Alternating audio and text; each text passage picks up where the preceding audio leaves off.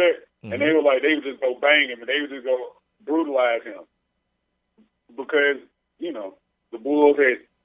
That's when the Bulls were giving him all that money. He wasn't even over here playing. So that's what I'm saying. But what does that have to do with bulletin board material?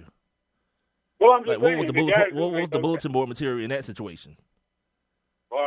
His paycheck that he was getting a huge salary. That's totally different. Like, what the bulletin board material would be like if Tony Kukoc was bragging about his money. I'm just saying, but it's motivation, though. That's what I'm saying. These are two dudes who just took it upon themselves to go beat up on a dude. That's totally different between some dude saying we're gonna beat this other team, which I'm assuming he's supposed to say. He's not supposed to say, you know what's gonna happen? We're gonna lose by 30-some damn points. No, he's not supposed to say that. We're gonna win. Everyone believes they're gonna win. Why is it that we get our panties in a bunch when someone verbalizes it? Like you didn't think that him and the other guys on the team believed that they were going to win before they played the game? If not, then what's the point? The fact that he verbalized it? Look, Rob, I'm telling you, and I'm telling everyone again, I'm the guy who's going to try to get everyone off that ESPN hamster wheel because that's what it is. They had nothing to talk about this week, and then this kid gave them something, and then Twitter broke. I had no idea what it was even about until today. I saw it on Twitter last night, but I didn't know. I talked about it the other day.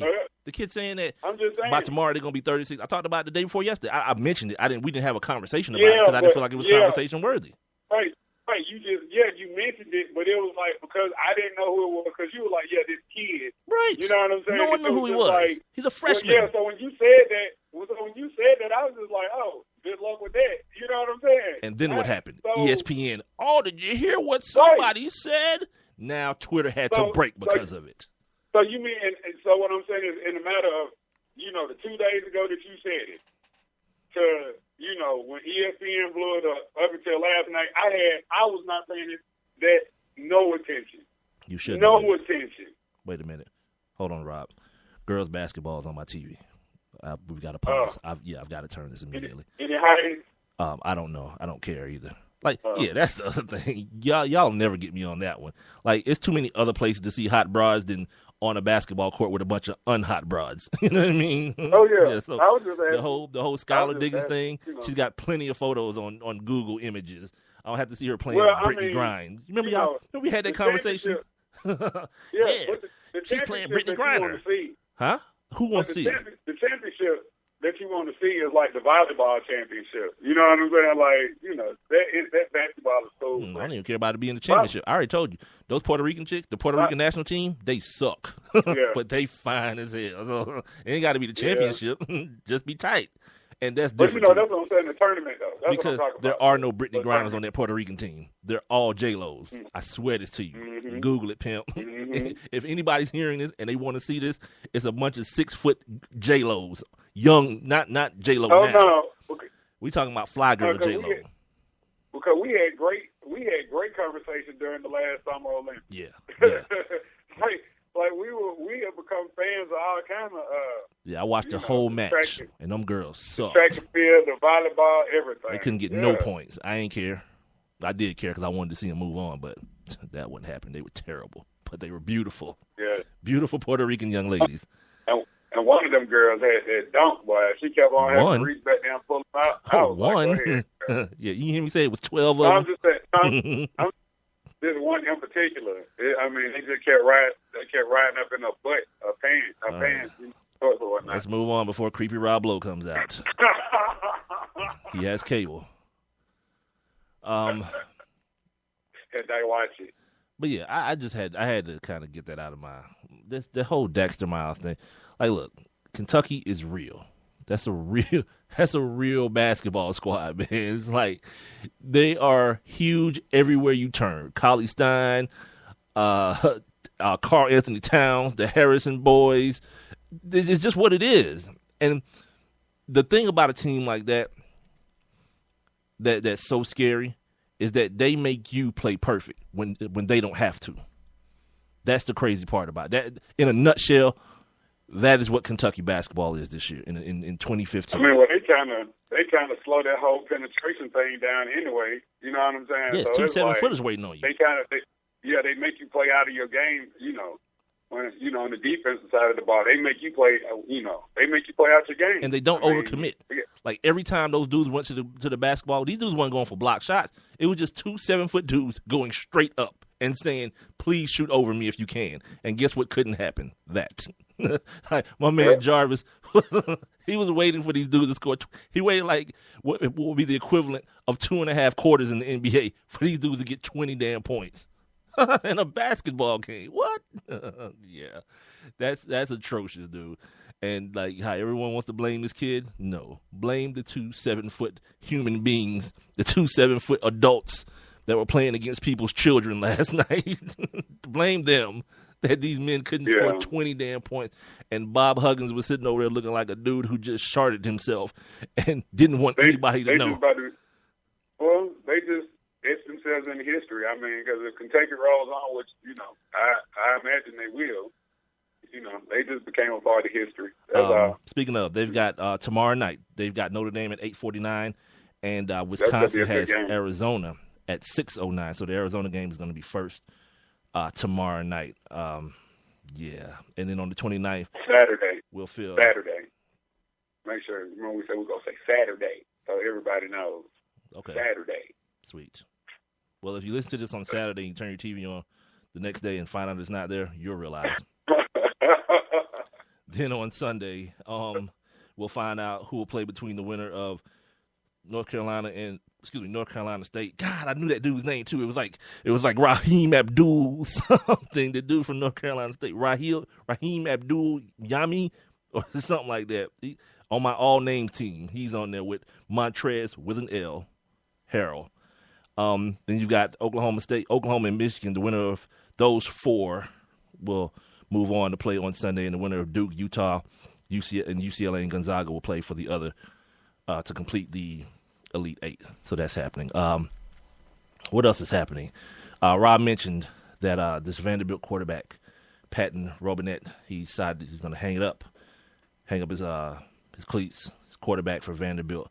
And he cited injuries. He wasn't really very specific about it. And I'm sure in the next coming days, if anyone in Nashville or anyone around that area is doing their job, they'll get details for us. And by the time we come back on Monday, or maybe before we get off the air tonight, we'll have some details as to what particular injuries the young man is talking about. Because I was looking through when I was reading the article, I thought they were going to say something like he suffered this amount of concussions in his high school and college career at this point, or he had a neck injury or shoulder or something. It didn't give any details. Well, it was a knee. What I said that he had a knee injury that prevented him from being able to compete for the starting job. Well, they said he had the leg up, no pun intended, but the leg up on the starting job because the other 3 dudes sucked in the spring game. So, from all indications, the kid was going to start. But here's the other thing too: he's a Vanderbilt kid, so you can already assume that he's, on the smarter side of things. Well-to-do, and probably well-to-do. Well, not even that, because Vanderbilt gives football scholarships too. So I'm not gonna. I know this about the Boros kid. I don't know this about this kid, so I'm not just gonna assume he is. But the fact of the matter is, you can't be no dummy to get into Vanderbilt. Like that, I know. Whether you play football or not, you can't be no dummy. This is why they're never good, because of same thing like here in Atlanta with Georgia Tech. Like, Georgia Tech can only get to a certain level of good because of their academic standards. Same thing with Vanderbilt. And so this is a kid who you can assume that coupled with the position that he plays, he's probably I'm going to assume without knowing that he's a cerebral kid, a kid that can think past today. And the fact that he wants to go to medical school, that's what made me kind of turn my thoughts to the head injury thing without anybody saying it, because obviously you want to go to medical school, you want all your you want all your functions about you. You want everything to be firing on all cylinders. So, again, we'll get more details as far as that's concerned, I'm sure, because someone will inquire, deeper. Someone will want to sit down, whether it's the school newspaper or the Nashville, what do they call it, the Nashville Times, I guess. Someone will want to know more about, what's going on with this kid, because if it is head injuries or his fear of head injuries, it'll all, come full circle and link back to the recent retirement of the 49ers linebacker as well, and all this stuff that the NFL, NFL is doing. This could be this could be a new trend in the making, man. Well, I think what's happening is what's going to always happen when people have more information. They begin to make, informed decisions, and decisions based on their particular situations in life. Like, again, the football is not going anywhere, especially not in this lifetime, because, like I always say, there's always going to be some unfortunate kid in an unfortunate situation that needs to get out of it and has a certain skill set which will allow him to. And with that, football has its crop. Now, the talent level or the skill level may falter a bit, but hey, it's still football. You're gonna watch. Mm-hmm. I'm gonna watch. It's gonna be what it is. So that's not gonna happen. But what will happen is the people who don't need it will have options. That happens in any walk of life when you have options. When people have options, it broadens their spectrum more and allows them to see more things. More things that may be viable. Like I may not get a $10 million NFL contract, but I go to medical school.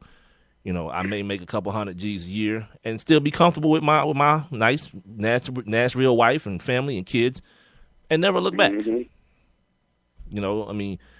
If you want to go tell young Raheem that same thing, it may be a different. You may have a different outcome. Like, Raheem, you could go to medical school. Nah, I don't know about that medical school stuff, but I got this wicked jump shot. All right, sweet. So, it's one of those things. But you're right. You can actually see the fact that we're in the information era. You see kids who can, and it's been described by somebody smarter than me as the ghettoization of a particular sport, in this case football, where the people who are more affluent and more able to do without when they start weighing the risk over reward, they'll take the risk and weigh it more heavily, and walk and do something that's less risky, that may not have as much as a financial reward, but still a substantial one. Now, I'm going to tell you what the new thing is, especially here in DeKalb County. I just really found out not too long ago. What is that? Is it lacrosse where they play with the stick with the net on the top? Yeah.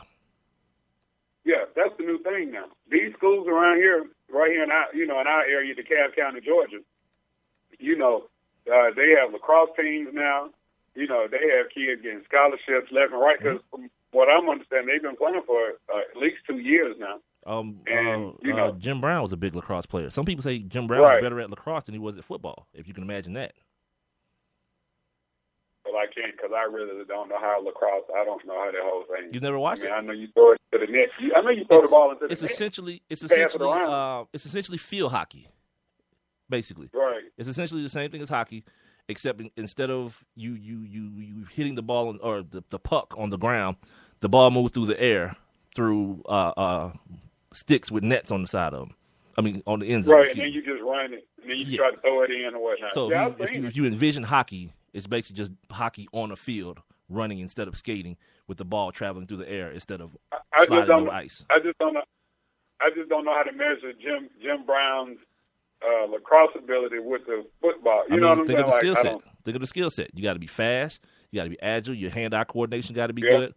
Yeah, they said a lot of people have said, I've heard talk about this, say Jim Brown was a devastating lacrosse player when he was at Syracuse. Yeah, Paul Robeson played lacrosse too. Who's Paul Robeson? Paul Robeson? Yeah, give me Paul Robeson. Who's that? That black, I forgot, he was like an actor and a singer. He was the one that you sang, "Let my people go." All right. That dude. All right. That dude. Now somebody. There he is, Montrezel. Somebody's. You stupid. See, now you know who the dude is. Now it's like, now you're going to like super duper rep for him. This is the Sports Kings podcast. I'm Big Mike. He's Rob Calloway. We're being heard via Spreaker.com. You guys can get in touch with us during these games. After we get through recording, I'll be live tweeting from sportskingslive@gmail.com and posting some funny photos on our Instagram. Same thing at Sports Kings Live. You can catch our podcasts on Facebook as well. at Sports Kings Live, same thing.